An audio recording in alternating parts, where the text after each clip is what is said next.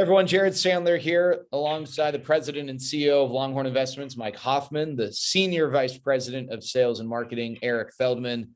And we want to talk to you about Longhorn Investments and what has been going on, a little bit of a state of the union, and we'll get right to it. In the past, guys, Longhorn Investments has not done new construction loans, but Longhorn Investments is now open for business in this particular category. Why is that the case now, Mike? So, Jared, a couple different reasons. Number one, I mean, look, we've been doing this since 2008. The market has obviously evolved and changed over time. And so we feel that doing new construction now is appropriate. There's a shortage of homes out there right now. People need, we need new product. And so Longhorn Investments wants to be part of the solution for the market and help folks that either can't get new construction financing or don't want to work with the banks. The banks won't work quick enough, the usual story. So we decided we want to get involved. Now, look, let's be honest, we're kind of dipping our toe into it. We're not just jumping in full steam ahead. We want the borrower to have some experience. We'd like them to have done a deal or two before, but we think this is something that, maybe we should have started a year or two ago. We might be a little late to the party on this, but we're excited to be doing new construction now. Eric, what else stands out to you about this added venture, I guess, the opportunities now to do new construction as someone who talks to borrowers from all the markets on a regular basis? Yeah, so, I would say the number one phone call we get, before we started this was, hey, do you guys do construction, right? And it always was no, for a variety of reasons, but I like to think that Mike and our company listen to the borrowers and the needs of investors out there. And because of the shortage in housing, A, people can't find inventory, and B, I think sometimes the profit margin is higher in these new construction deals. And so that's where people seem to be flocking to right now in all of our markets.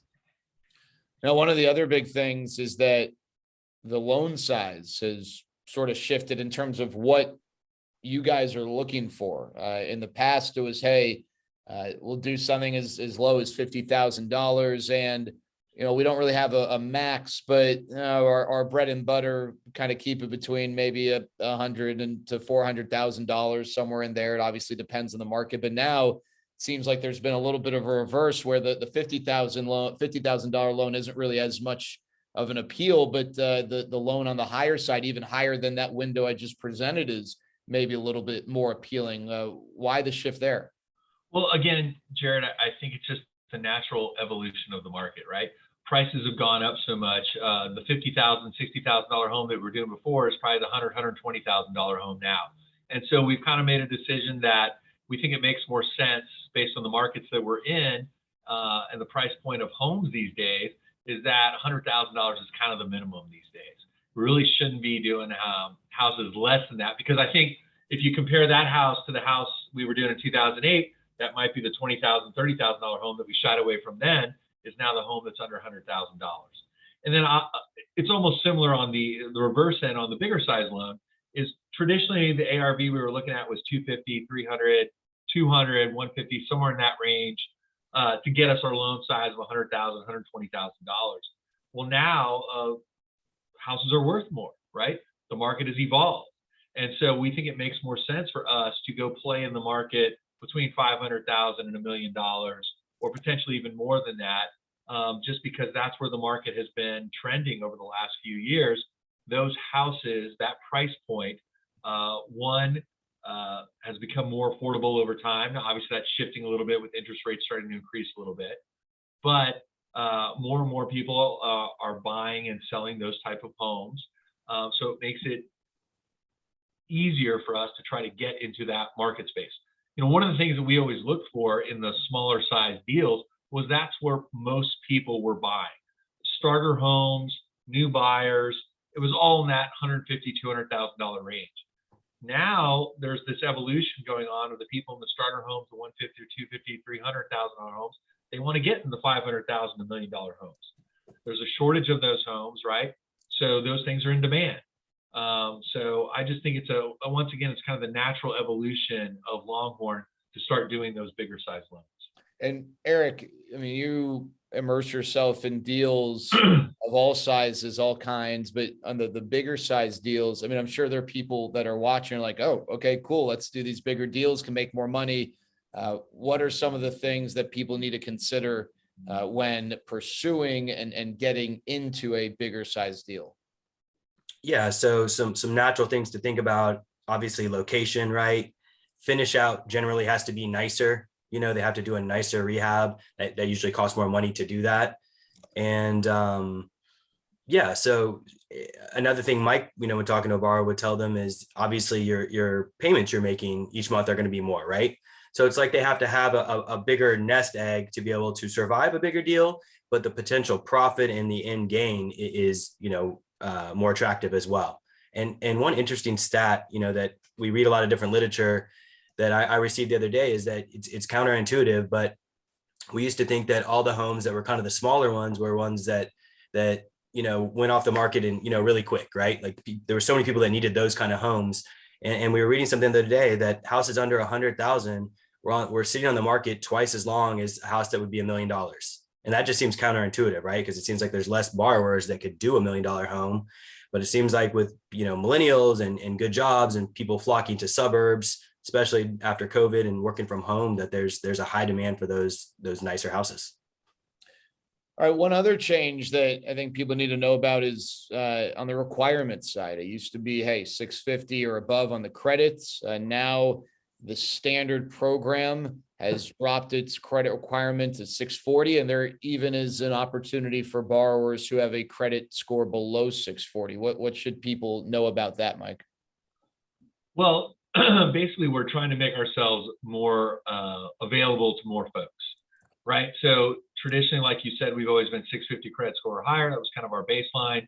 We make exceptions to 640. We've made our baseline 640 now. And then, look, we're evolving. Longhorn is evolving, right? Just like the market evolves and everything. As we grow older, we're able to do more things. We maybe have some more flexibility. So, folks that have anywhere from a 600 all the way, 640 to 620, we're willing to look at you. There'll be a small price adjustment. 620 to 600, there'll be a little bigger price adjustment. But instead of saying no to those folks now, we're saying yes. We're open for business. We're happy to do business with you. And look, credit score is an interesting thing too, right? There's a whole bunch of different factors that go into folks' credit score. It's very fluid. So just so you know, just because you might be at 600 to 620, 3 months from now, you could be over 640. And we will price adjust you based on what your credit score is at the time that the loan is originated. So, it's just, once again, I just think this is part of the natural evolution of Longhorn as we're growing, but also it's us listening to the market and listening to our borrowers and being receptive to what they have to say. I think in all three of these things that you brought up, one of the biggest factors is our borrowers, right? Because if they're calling in and asking for new construction, or they're asking to do bigger loans, or maybe more folks are calling with poor credit, we're listening, right? And so we want to grow and evolve and keep helping folks out. Eric, anything else that maybe we haven't covered that jumps out to you about where Longhorn Investments is right now as it pertains to the market and borrowers and what we can offer potential investors? We touched on most of it. I think we always were open to looking at, outside the box deals, depending on the situation. We're just trying to open the box up for more people. We know there's all these people out there that, maybe their credit is 620 because they had a health issue, right? And it's nothing to do with them paying back a loan or being able to invest and get in the real estate game. We just want to help more folks. And we think there's a very, very large need right now of funding for these kind of deals. And these people didn't always have a solution for them. And I think we want to help them and encourage people to make money, do a flip, start a rental portfolio.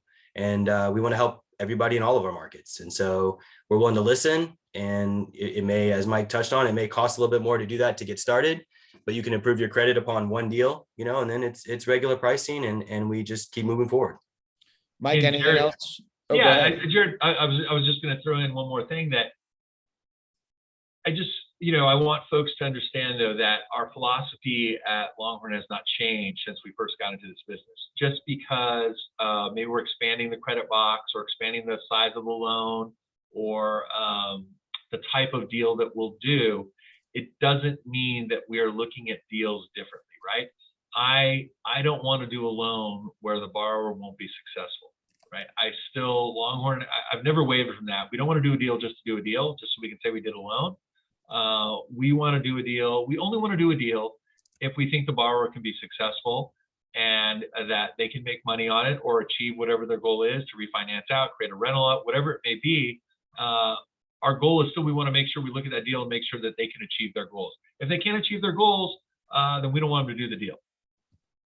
Perfect. There you go. That's the state of Longhorn Investments. If you would like more information, you can email info@longhorninvestments.com or just go to the website, www.longhorninvestments.com. There's an agent ready to chat, to get information, to pass you on to someone who can help you right away.